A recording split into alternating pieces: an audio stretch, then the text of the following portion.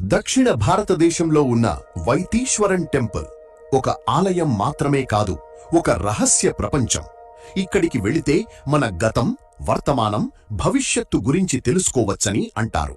దీనికి కారణం అగస్త్య నాడి జ్యోతిష్యం. మహర్షి అగస్త్య రాసిన పమ్ముల పత్రాలు.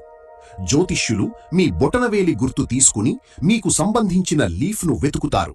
మీ జీవితం, కుటుంబం, కర్మ, భవిష్యత్తు గురించి చెబుతారని విశ్వాసం. 1000 సంవత్సరాలకు పైగా చరిత్ర కలిగిన ఈ ఆలయం చోళరాజుల కాలంలో నిర్మించబడింది. ఇక్కడ శివుడు వైద్యుడిగా, వైతీశ్వరంగా దర్శనమిస్తాడు. అమ్మవారు థయ్యాల్ నాయకి, ఆరోగ్యాన్ని ప్రసాదించే తల్లి.